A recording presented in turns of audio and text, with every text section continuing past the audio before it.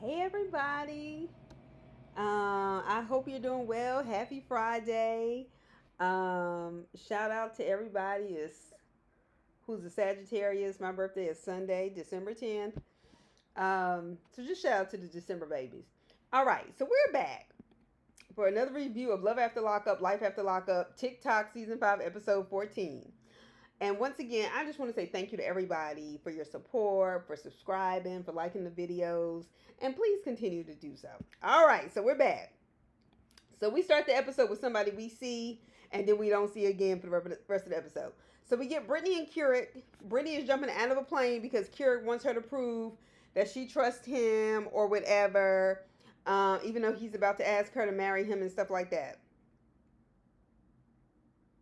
You know what? He asked her to marry him. She says yes.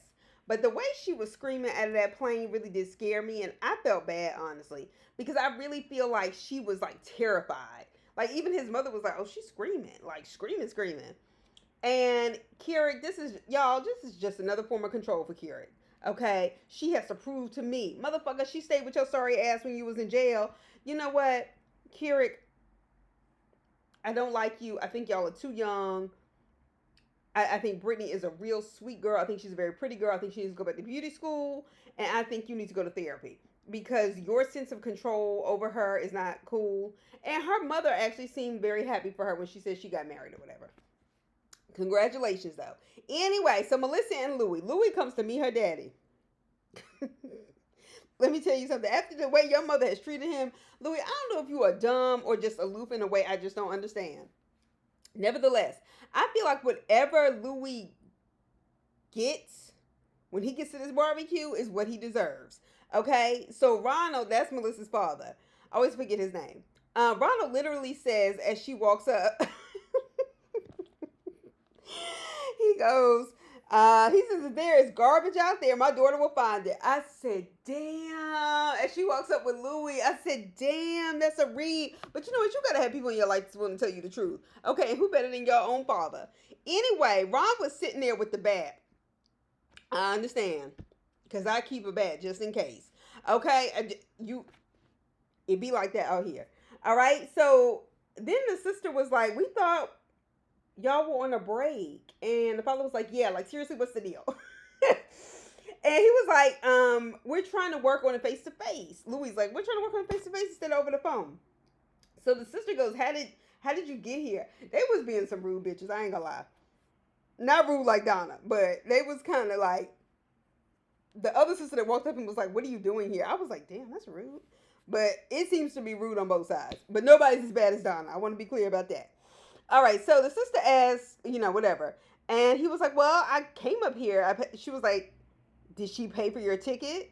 He was like, no, I paid for it. She was like, did she Venmo you the money? I said, damn. But Louis, it's giving questions, okay? It's giving questions. Anyway, then Donna calls in the middle of the barbecue because she can't help herself. Well, I refuse to believe there's not somebody that she can't find at bingo or just at a nice church social so she can stay out of everybody's business. But it's not working for me, and it gets old real quick, ma'am. Anyway, so she asked about the barbecue, and she was like, "Well, is her family nice?" Melissa's sister was sitting on red day, okay, because she was like, "Why wouldn't we be nice? What do you? I mean, like she was going in, okay." And let me tell you something. Donna tried to talk back. She was like, "We want somebody who is perfect for her, this, that, and the other." She was like, well, what's more perfect than myself? I was thinking to myself, baby, please stop saying that dumb shit. Just stop saying that dumb shit, because people can love their kids to death and will still be like, mm-mm. All right, and Donna, let me tell you something. You got shut down, because let me tell you something. You ain't wanted with them Italian sisters. Okay, I see you ain't have all that mouth. All right, shout out to Beyonce. All right, anyway, Ronald the daddy was like, Italians don't call the police. Police will write tickets, this, and the other. We'll just handle it. I was like, that ain't just Italians, but nevertheless, I understand. So then the sisters are talking about how she's the breadwinner. Melissa's the breadwinner, and if he moves here, they're asking her, separately, like, is Donna coming? Because if she comes, she'll move in right next door. She'll be your neighbor. She'll be your next roommate, this, that, and the other, which probably is true. Melissa is giving us a bunch of bullshit, all right, about how she thinks she's been pushing him too hard. Girl, Okay, now I was saying that yes, he does work in a pizzeria, and we need to be realistic about his job opportunities. But Melissa, be real. You banging him, and you don't want to admit to yourself that you may have wasted several years of your life with an inmate. So instead, you'll just continue this relationship. Just count your losses. And also, you're still in love with your high school daydreaming. Anyway, Ron made it clear that he better not break Melissa's heart or he's taking the bat to his knees. If I was you, Louie, I would not test him. I wouldn't try him. Okay? You never know what somebody can do when they're mad. So they leave the barbecue and they're in the car, Louie and Melissa. And he was like, you know what? It was tough, but I think I left a good impression. And that me and your father seen it left on a good note. And Melissa really actually seemed genuinely confused. When she was like, really? I mean, I didn't know what y'all were talking about, but it felt like she kind of knew her father. Like, what do you mean y'all are That's the part that got me. Anyway, so they do that.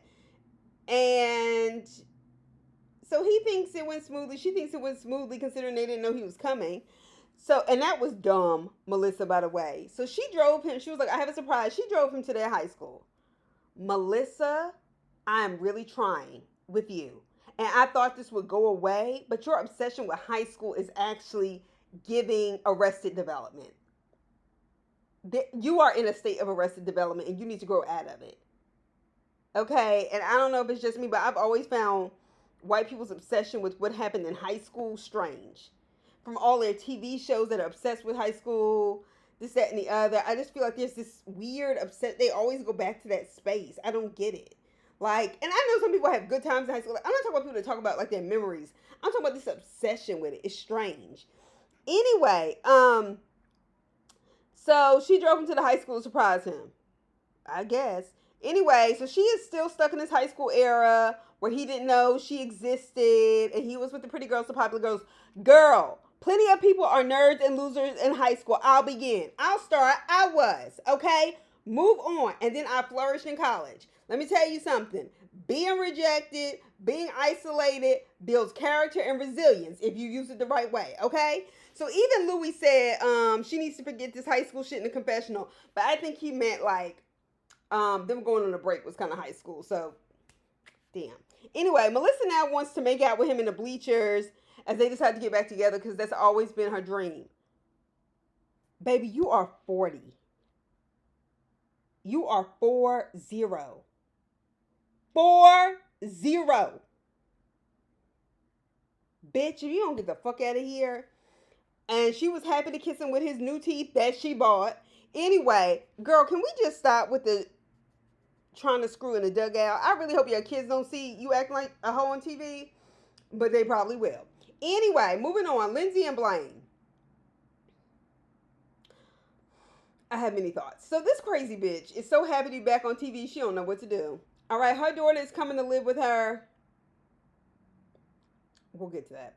She claims she's gotten, since, being out of jail, she's become a better mother, a girlfriend, a better human being since being out of jail. No, you haven't. You're not a new person, but you do have new breasts that seem to be lopsided. Okay, they look a little imbalanced. I'd go back and have somebody review that. Anyway, your daughter has been living with her grandmother. It's easier to, when somebody else is raising your kid, to believe you're a better mother. And that's not a read, it's not a dig, in the sense that I know some people struggle and people do need help from their village. But what I'm saying is her idea of mothering is very different because she hasn't had to do the hard stuff. All right, so the daughter has mixed feelings because she's been living with her grandmother. And her grandmother is like her mother. Or her mother. I mean, like, in many ways.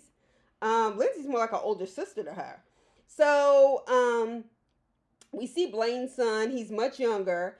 And I think with a younger kid, particularly like 5 or 6, that's how old his son looks.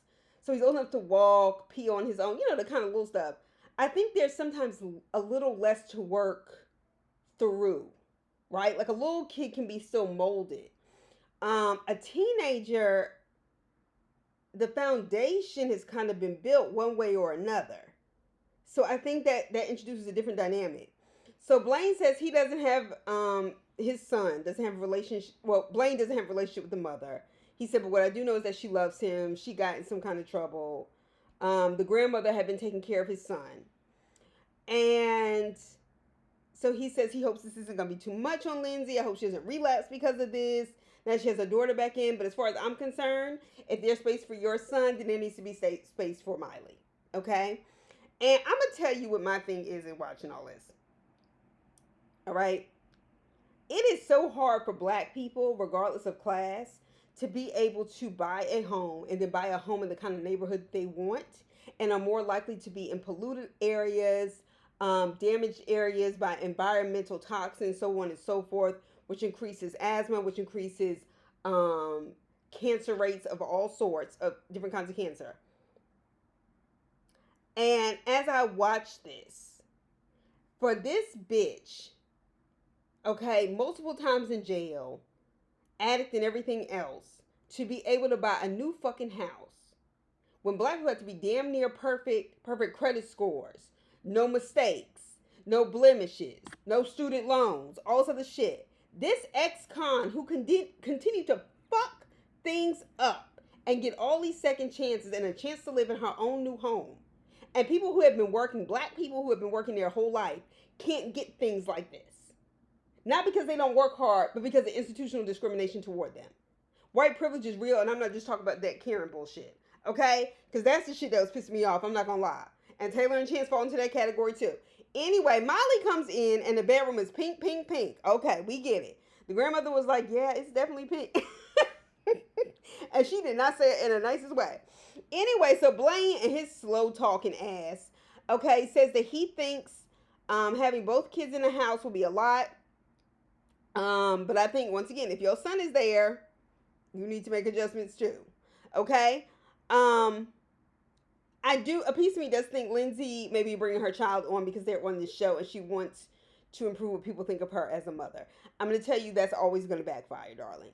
Anyway, and wow, then we find out that her mom is like her step grandmother. And you know, it's funny because I kept looking at Lindsay's mother and saying, you know, I don't see it. Like, long before this season, I just remember saying, she really doesn't look anything like her. Like, I wonder what her father looks like. That's what I just kept thinking. I could not, and now it makes sense. And she was like, I have no biological connection to this woman at all, but she did raise me. And to me, that's a really kind soul. To take care of a kid that does not belong to you and raise them because of whatever happened to their parents, and take them on as your own, and then take their kid on when they make mistakes and raise them as if they were your own family. To me, there's a place in heaven for people like that. I just think that. And now that Molly is leaving, and she's had this little girl like sole custodian since she was 6. And the girl was with her when, you know, her husband died, you know, which is essentially Lindsay and Molly's grandfather. That's a lot on her. And you can tell she's not like bitterly giving the child away. Like, oh, now all of a sudden you want to be a mom or whatever. But I felt for her. I really did, because they're both a part of each other's lives.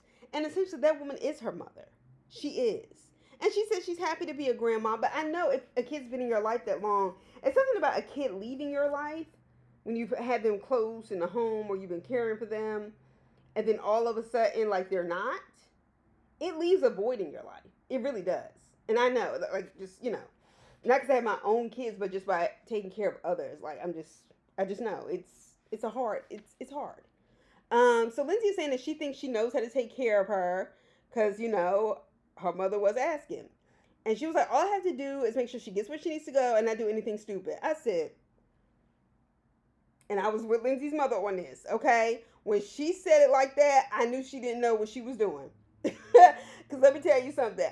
All I do is teach teenagers, okay? And I can tell you all the work in the world won't prevent them from being stupid. Turn your head. Be looking right at it. And they be lying to you like you don't see them. Like, they can be sleeping in class and you like, wake up, wake up. But I wasn't asleep. Are you kidding me? You're practically snoring on your desk. Anyway, so when that bitch said, Lindsay said she had PTSD from Scott, I was done. And she said he got her arrested for tearing up his property. And that was his attempt to separate her from her child.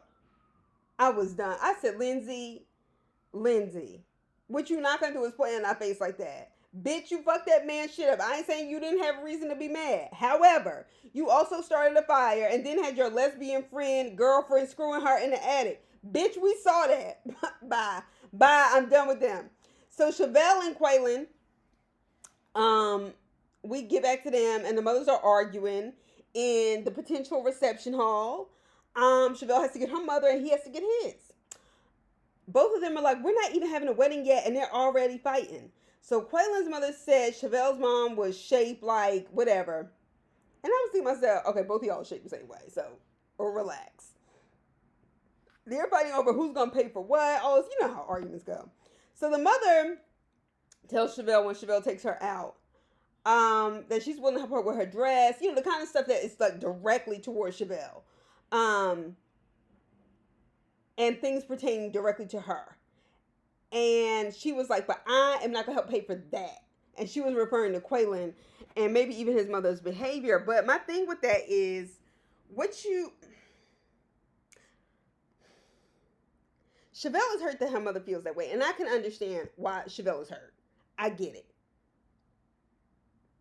Her mother was like, but you're the cream of the crop and he's not. So he essentially is marrying up and she's not. Or not at least equally yoked. She doesn't want to pay for anything pertaining to Quaylen or even a fork that his mom may or may not eat off of during this reception and wedding. Chevelle, I realize this is hard to take, but your mother isn't exactly wrong. She may not be leading with the right words, but you know what? Honestly, you're getting married to somebody who doesn't bring the same amount to the table as you. And we've all seen that this works a bit differently with women when they have more and men come in their lives. We've seen this movie before. There is reason for concern. That's what I'll say. All right, so anyway, then we get Chevelle and Quaylen hanging around the house waiting for the daughter to get home and everything. And Chevelle is cooking. And they are talking about how their moms got into it at the venue. Chevelle asked him if he thinks they're moving too quick, to get married. And he claims that he's going to have a talk with her mom, who keeps saying she's not paying for this stuff. He was like, because it's going to get paid for either way. I got a new chair at the barbershop, this, that, and the other. I'm going to find the money. I don't care what I have to do. And I appreciate that work ethic. I really do. And then Chevelle's daughter comes. Is it just me or is that little girl, what's her name, Maila? She is so pretty. That is such a pretty little girl. Anyway, so I'm glad. I'm talking like Tweety Bird. All right. Anyway, so I'm glad Kaylin cut them dreads off. He looks better. But in that confessional with that zebra print, it was really given 1970s Harlem basement Black Power bookstore slash like rent party. Like it was just given a whole lot of. I felt like on the previous season, like Quaylen didn't really seem to have a voice. I feel like everybody was talking for him or about him, and he was just going, man, whatever. But I kind of like him on this time around because we're seeing him talk for himself, and we kind of can understand his relationship with Chevelle a little bit better. All right, so then we get Justine and Michael. Okay, now they're in their van on the way back to Rhode Island after living in Las Vegas for like 5 months. So he was like, the stipulations are rising in terms of things now that he's out of prison, which I find amazing, right? Because Chance is living a different life. Blaine is different life. Lindsay's living a different life. And Michael, do you see what I mean? I'm just saying. I know things are different. Resources are different. But what I am saying is that everybody is not treated the same way. Okay? So the stipulations are rising. So they're going to move their family to Las Vegas. Justine says it's not just about Michael, but her daughter got in to UNLV. Once again, prayers up. I hope she's safe because they just had a shooting there like 2 days ago by a professor who didn't get a job there, and there were, people murdered. Innocent people who had nothing to do with that. And meanwhile, 80-year-olds basically eating off the government, vetoing a ceasefire at the United Nations, and bread is $15 a loaf. Uh, Milk is $20. Like, what the fuck? And y'all can't even get together to stop no fucking gun control. No, you can't. Because you'd have given 15 billion dollars to Israel for this stuff. And you wasn't going to do nothing before. This, ooh, don't get me on it. Anyway, so,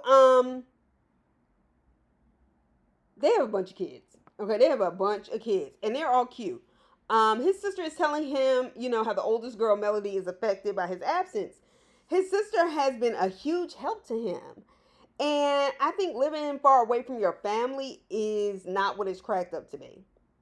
Especially when you've been very dependent on your village. And I can only imagine once kids are involved. But I remember just moving, I went to college an hour away from home. And because I lived in South Atlanta. And then going to California, trust me, it's the little things. Moving away from home is not what it's cracked up to be. I'm just telling you. I'm just saying.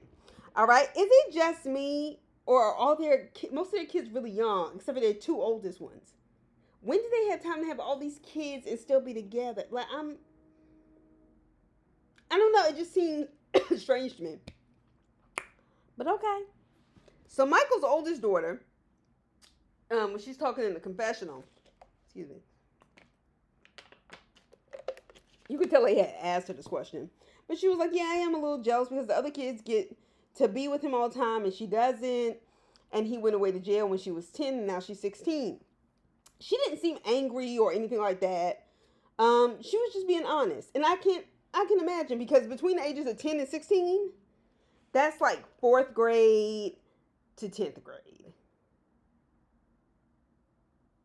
That's a long time. It's a long time. So anyway, they get all the kids in the van to go and have some family fun. They go to like a hotel or whatever. It's like 7 kids. I thought it was like 10, but nevertheless, they take, with another on the way, they take them to a hotel. They're all dressed alike in these blue pajamas. I think that will make a great picture for everybody's photo book. And the kids will appreciate it when they get older, unless you and Michael break up. Then they'll be like, oh, remember when? Never mind.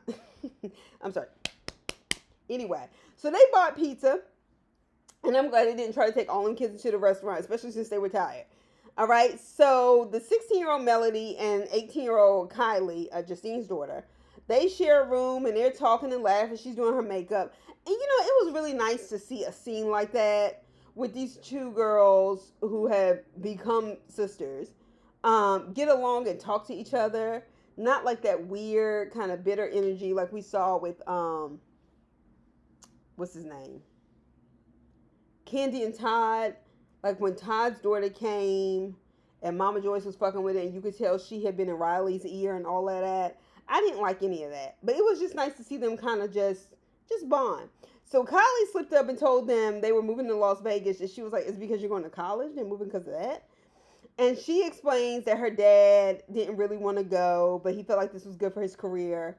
She said, they're saying it's also because of me. She said, but I think this was decided way before. And Kylie, I agree. All right, so Kylie, so anyway, Michael's 2 daughters. Is it just me, or are they so pretty? All these pretty little kids. The older one, Melody, looks like Zendaya, the girl from Euphoria. And then the young one looks like Beyonce's school pictures. Okay then. So I will say that Kylie did a good job of explaining it to Melody as best she could without being messy or like that petty, bitchy stuff. And trying to give her the real.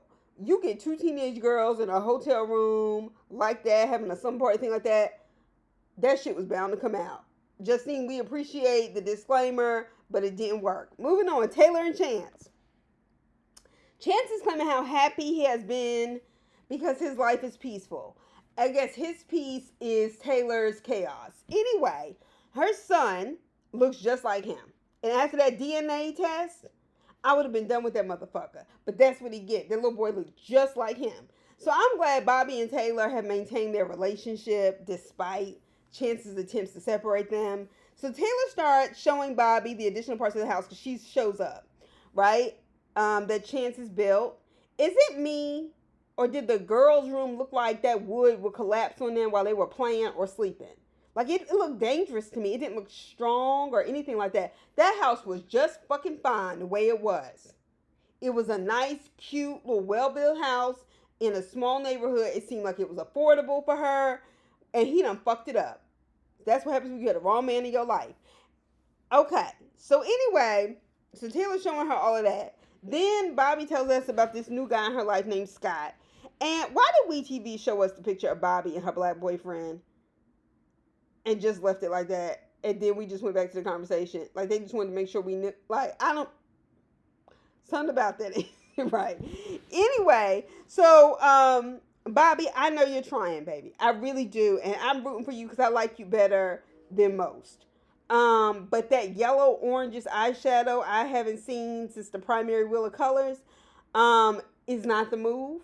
And I just don't think you should do it again, okay? Okay. So but regardless of relapses, Bobby has the most sense out of everybody of the three.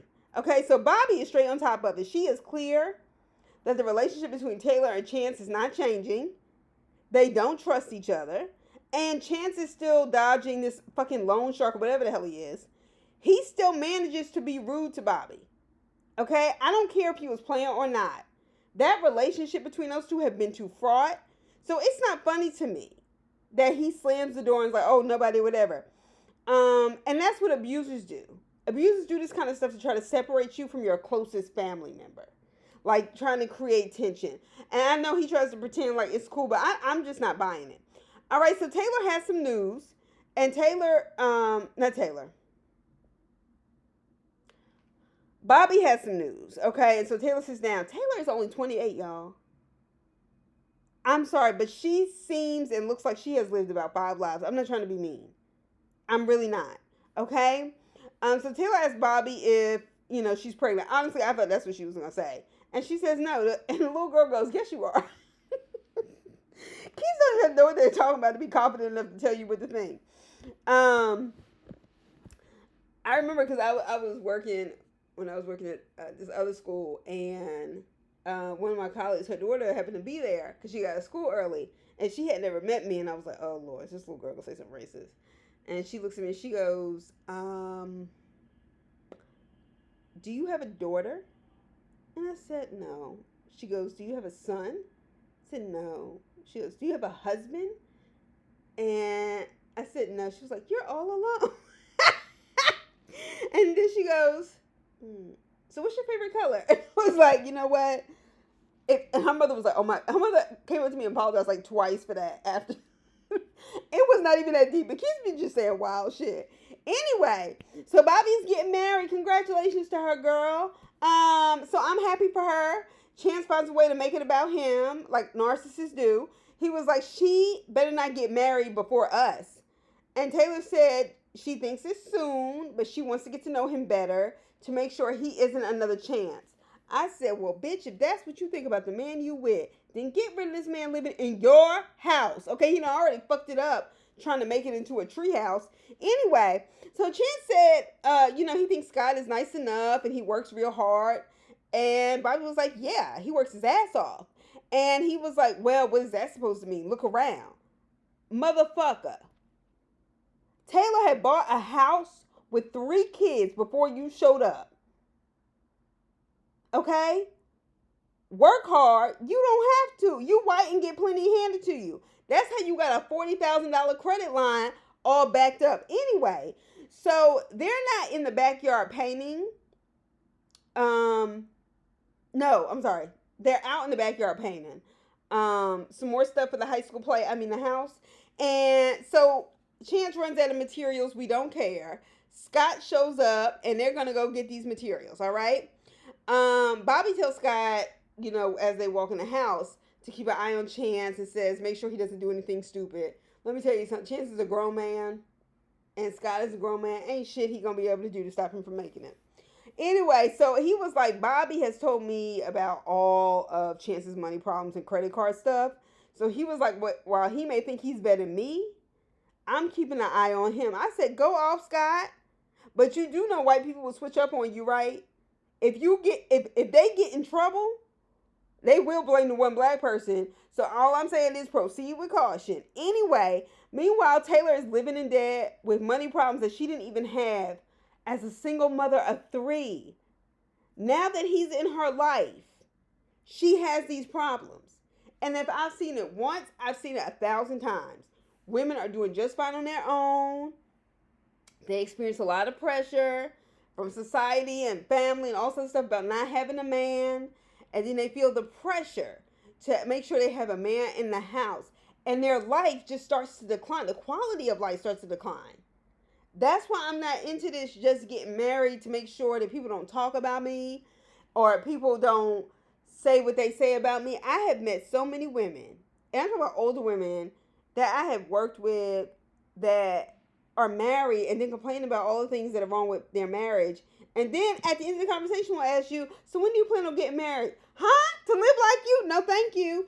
Anyway, what kind of raggedy ass limo was Chance supposed to be investing in? People don't even use limos like that no more. It's not even. It's like a relic. Okay. They use expensive SUVs.